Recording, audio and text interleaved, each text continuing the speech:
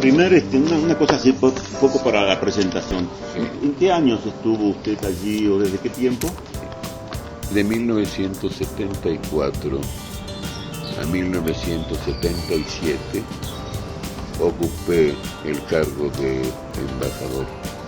Dice, el último domingo de noviembre se cumple un año de las elecciones de Uruguay, luego de 10 años de dictadura, que usted vivió muy de cerca. Muchas vidas fueron salvadas gracias a su gestión como embajador en Uruguay. Ahora quisiera preguntarle, doctor Muniz, ¿cómo recuerda usted el episodio del primer asilado que se refugió en la Embajada de México en Montevideo? Un día me llama Villamil que tenía que hablar conmigo. Estaba Pérez en la fábrica de pasta. Entonces, Villamil me dice, mirá, dice, yo me enteré, dice, de que se llevaron preso a fulano de tal.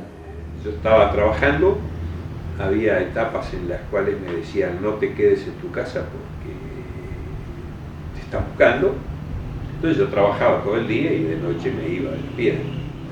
Ese fulano de tal, dentro de la compartimentación con la que nosotros actuábamos, era mi escalón superior, pero nadie sabía para abajo qué era.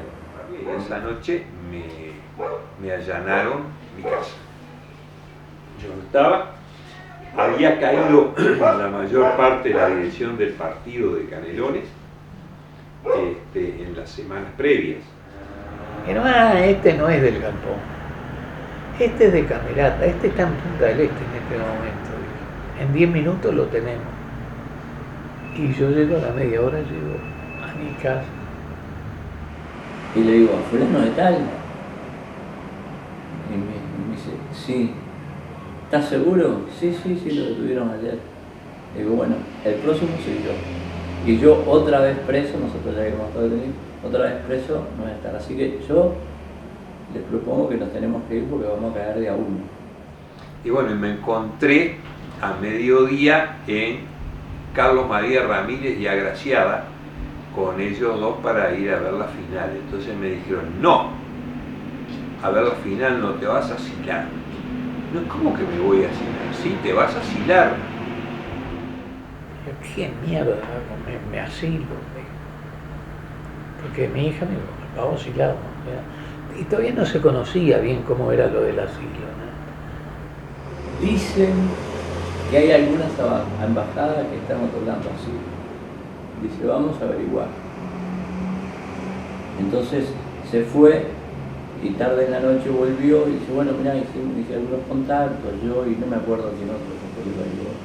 Dice, y la embajada que está dando asilo, la única embajada, la embajada de México, pero nos dicen que está hasta el tope de gente. Doctor, ¿cuántos asilados llegó a tener al mismo tiempo en su sede diplomática? Aproximadamente deben haber habido como 510 asilados que en total pasaron por la Embajada de México en esos años.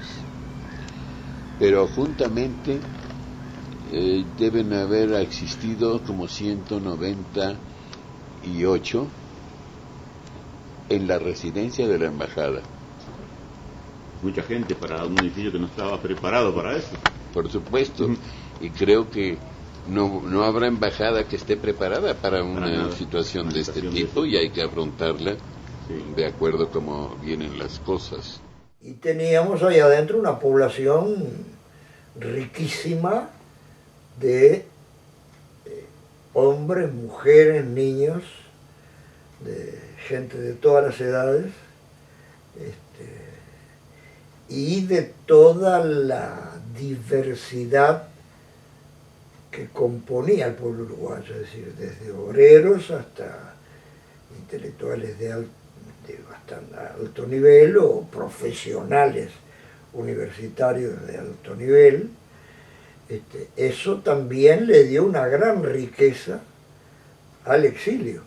Yo salí del Uruguay con mi hija Florencia, que todavía no tenía 5 años, y salí por Colonia, hacia Buenos Aires, pensando, como muchos ilusos, que esto iba a ser corto. Y salí el 15 El 14 de agosto de 1976, el día de liberarse, de la muerte de liberarse. Fue un viaje que lo hice conjuntamente con compañeros del Uruguay, con artistas del Galpón y con otros compañeros que estaban asilados en la casa en Carrasco. El clima que predominaba dentro de la embajada no era tampoco un clima de derrota, sino que era un clima de una suerte de postergación por un tiempo corto de un proceso de lucha que se venía dando en el país y del cual teníamos la certeza de que efectivamente iba a ser exitoso. De algún modo habrían ahora la oportunidad de establecer un frente en el exterior, un frente de lucha en el exterior que pudiera concitar una solidaridad internacional que era considerada como un aporte efectivo a la lucha por la democracia en el Uruguay. No fue un día fácil, fue un día de mucha pena. Recorrimos, como hacía el auto oficial, desde la Cancillería por la Rambla hasta la casa en Carrasco. Espantoso. Fue espantoso. Cada grupo que salía de la embajada, me acuerdo que lo miramos de la planta alta y yo decía, esto no puede ser. Aquí tiene que ocurrir algo, así como apelar a algo mágico.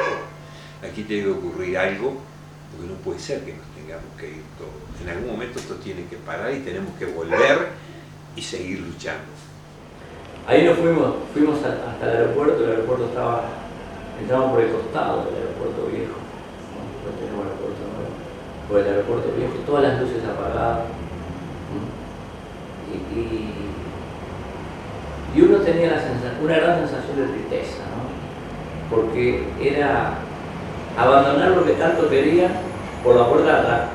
Muchas veces me dio por comparar esa convicción que se generalizó en todos nosotros con el sionismo, porque esa idea de que hay una tierra prometida, ¿no? y que nosotros estamos provisoriamente en ese lugar y nuestro destino es volver a nuestra tierra verdadera, tenía casi que un componente religioso, ¿no? Uno estaba con una sensación de tristeza muy grande, pero una de las cosas que me reanimó fue que cuando estaba subiendo la escalera había uno de sus asistentes, de los mecánicos de línea ahí. Yo estaba subiendo la escalera y entonces debajo de su capucha, porque era una noche fría, me dice: Cardoso, muy buena suerte, ¿no? Un ex soldado de la Fuerza Aérea que estaba trabajando en los equipos de tierra del aeropuerto. Es decir, eso hoy significaría, no está todo perdido, ¿no? No los joderán, no los joderán, ni que no crea que haga la prueba, no los joderán. Con los estudiantes no los joderán, con los estudiantes no los joderán, y que no crea que haga la prueba, no los joderán. Con un golpe de Estado no los joderán, con un golpe de Estado.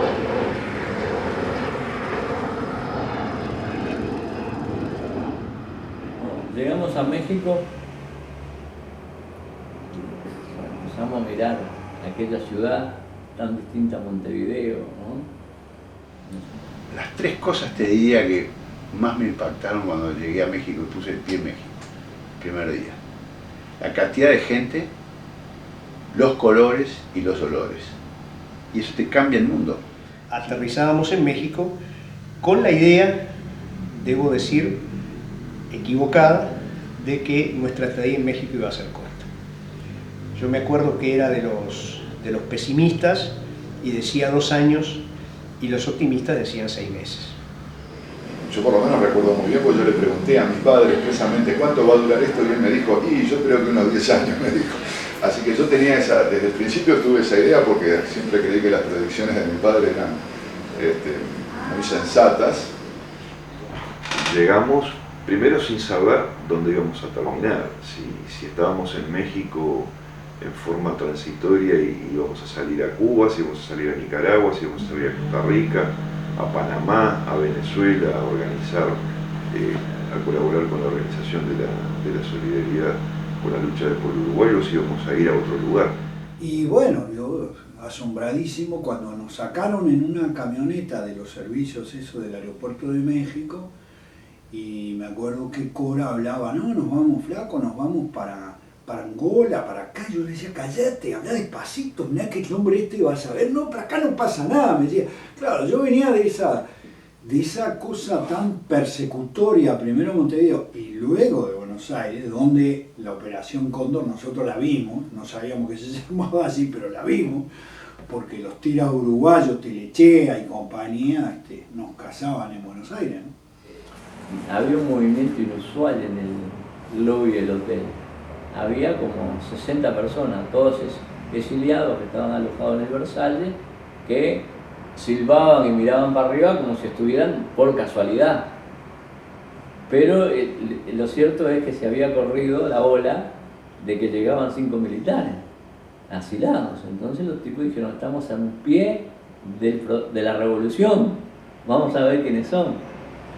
Entonces entramos nosotros al hotel y de repente la esposa de un militante actual, incluso que está militando en el Partido Comunista, Maldonado, que vivía a la vuelta de la fábrica de pasta, la mujer cuando nos dice, ah, pero ustedes son los gallegos de la fábrica de pasta. Hubo una etapa inicial de adaptación que nos comprometió a todos. Lo único que existía previamente era el COSUR. Después se fue armando todo lo que se armó en torno al Colorado. Al que recurría todo el mundo, con todos los problemas, habidos y por haber, problemas personales, problemas políticos, económicos. Nos alojamos, estuvimos tranquilos en el hotel, y en la noche, más tarde, llegó otra vez, va a aparecer el Colorado y Chávez, al cual, que era el compañero responsable del partido, al cual le tenía que pasar mucha información. Yo me acuerdo que el Colo lo que hizo, como no teníamos unas hojitas, empezó a desenvolver cosas que nosotros traíamos en los papeles, eso de, ¿no? Kraft escribió, pero largas y largas cosas que yo hace 34 años de este cuento, estoy tratando de acordarme qué tantas cosas llevaba yo en la cabeza y la verdad que no me acuerdo de nada. Había que sobrevivir y había que conseguir un trabajo porque no era que te mantuviera nadie. Había que plantearse dos cosas ahí. Primero, nuestro corazón y nuestros ojos puestos en Uruguay, y segundo, cómo empezar una vida para vivir en México y poder lograr una vida en cierta medida de sobrevivencia en un ámbito donde no conocíamos. Yo tenía mucho manejo de todo. Tanto es así que me acuerdo que había, no me acuerdo ni quién era la compañera que estaba con un dolor abdominal insólito que no le resolvían el problema, yo qué sé cuánto. Entonces me llama el compañero a ver si no la iba a ver, la fui a ver a la casa, digo, ¿tenés unos guantes de cocina? Sí. ¿Tenés unos nuevos? Sí. Dame que te tengo que hacer un examen genital. Hice un examen ginecológico con unos guantes de cocina y le encontré un quiste de ovario torcido, cosa que ahora no podría diagnosticar, pero que en esa época podía. Entonces, todo el mundo depositaba en mí, me decían, había mucho, che, brujo, vení.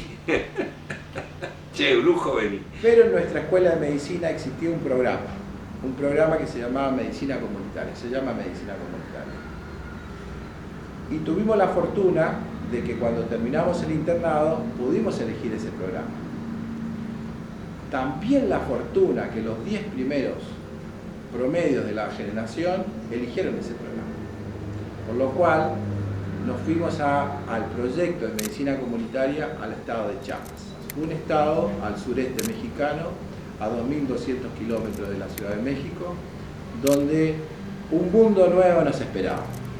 Durante ese año, para mí, que yo quería ser cardiólogo, los campesinos en el estado de Chiapas, desarrollando los programas del programa de medicina comunitaria, me cambiaron la vida. La única forma en la cual fui aceptado por las comunidades dentro de los programas es que tuve que trabajar la tierra con ellos. Fui a trabajar la tierra, levantamos 3 policlínicas cooperativas, y en ese momento ellos entendieron que yo podía formar parte de la comunidad. Sobre todo en el ámbito del manejo en el parto, por ejemplo. Una de las cosas que pudimos hacer fue introducir algunas medidas higiénicas básicas como el uso de las tijeras, el lavado de manos, la puesta de guante, el cortar el cordón umbilical, etcétera, etcétera. Pero el agregado, el plus que nos daba eso, a mí en lo personal me provocaba una gran satisfacción, porque no solamente se atendía el parto, sino hacíamos todo el rito posteriormente. O sea, desde ver al niño, atender la madre, lavar al niño con ciertas hierbas y aguas con medicina, enterrar la placenta, hacer el rito conjuntamente de la venida de un niño o de una niña a ese hogar y hacer el baile tradicional en su casa. Para mí fue un cambio totalmente de la visión en el cual ni la universidad, ni la facultad, ni los libros me habían enseñado. Eso me lo enseñó la vida y me lo enseñaron los campesinos. Después que todo el mundo más o menos se fue asentando, vino la otra etapa en la que se empezaron a hacer cosas en función realmente de irle poniendo un cerco a la dictadura, un cerco internacional. Llegando a México, en la condición de asilados políticos, entendimos con claridad que no podíamos hacer actividad política mexicana. Eso era claro, y sí fuimos entendiendo que había espacios para una actividad política contra la dictadura uruguaya. Contribuir a generar un movimiento solidario internacional que aislara a la dictadura uruguaya y que fuera un factor positivo para las luchas por la recuperación democrática. El COSUR se forma en México a partir de 2 personas que fueron Carlos Quiján y Samuel Lichtenstein, ex rector de la universidad intervenida por la dictadura. Lo primero fue participar en el COSUR, el Comité de Solidaridad con la lucha del pueblo uruguayo, ¿no? Eso era básico. Ahí, bueno, integrábamos una buena cantidad de gente, y bueno, digo, muchos comunistas y de otras tiendas, de otras ideologías. Lo que pretendíamos era hacer lo más amplio que se pudiera. No sé si lo lográbamos, pero lo pretendíamos. Todos los sectores políticos representados en México tenían un representante en el comité del COSUR.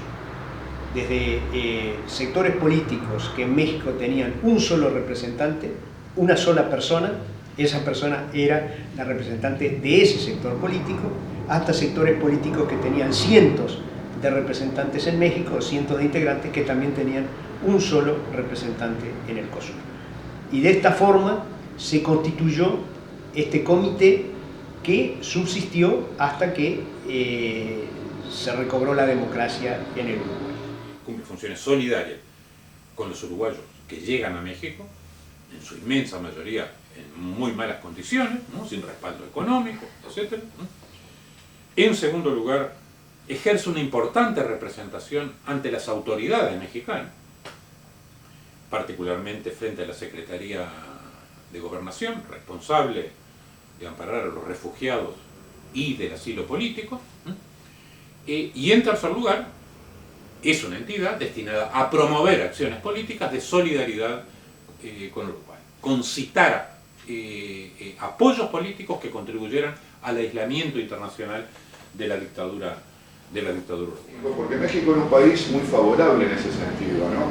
En la medida en que lograba mantener una independencia importante con la política de Estados Unidos, que era un país que tenía relaciones con Cuba, mientras muchos otros no tenían, etcétera, favorecía este tipo de actividad, que no es una actividad de masas, es una actividad de élite, pero donde México era una excelente plataforma. México tenía, entre otras, comparado con otros puntos neurálgicos del exilio, como Francia o Suecia, ponele, donde el hecho de que el idioma español fuera el idioma oficial facilitaba mucho este tipo de interacción y además posiblemente la incidencia, más allá de que muchos países de Europa pudieran ser más importantes que México, más tenidos en cuenta por el gobierno uruguayo en aquel momento, creo que México era una excelente plataforma de lanzamiento de actividades de solidaridad. La primera tarea fue hacer el boletín que sacábamos, ¿no? Y luego carteles, ¿no? Por ejemplo, cartel de solidaridad con el Uruguay. Yo hice un cartel que es las 4 bandas azules puestas verticales y un sol, no el sol de la bandera, sino un sol de la patria, digamos, atrás de esas 4 barras azules, y decía libertad para Uruguay. La izquierda mexicana era también en aquellos momentos combativa y pequeña, y en mi opinión era muy de blanco y negro. Y bueno, y nosotros teníamos que lograr la solidaridad de los grises, ¿no? No digamos de los blancos.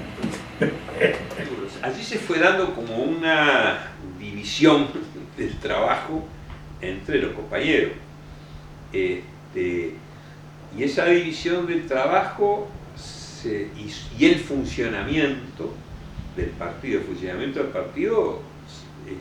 teníamos nuestros núcleos donde nos reuníamos y yo no me acuerdo en este momento exactamente quiénes estaban integrados en el grupo, en el núcleo que yo estaba, pero me acuerdo un hecho muy curioso y que me comprometió mucho, que fue cuando me plantearon que Alfredo Citarrosa, que estaba en nuestro núcleo, no iba nunca a las reuniones. Entonces me tocó a mí ir a entrevistar a Alfredo para que fuera a las reuniones, lo cual desencadenó todo un problema emocional, una situación emocional en Alfredo, de la cual después me sentí muy culpable, porque ahí hice la autocrítica y dije, no, cada uno aporta lo que puede acá. Y él, quedándose en su casa y elaborando sus textos y su música, puede aportar capaz que tanto como todo el resto del colectivo que estaba allá. Ahí el tema del COSUR eran actividades, eran reuniones, eran asambleas generales. Eran las 3, 4, 5 de la mañana y eran interminables discusiones por las cosas más nimias, más insignificantes, salvo algunas que podían tener trascendencia. Por ejemplo, Vargas siempre se acuerda de una que yo salvé porque voté, me debo haber despertado a tiempo, pero éramos algo así como 15 o 16 personas, una cosa disparatada. Cholo Blasina, un Rabichón, en fin, una serie de... si se hacía un acto el día de Artigas o el día del 25 de agosto, no sé qué, en el mismo momento que la embajada iba a poner la corona en la estatua de Artigas o después. O sea, si se generaba de alguna manera una situación conflictiva o si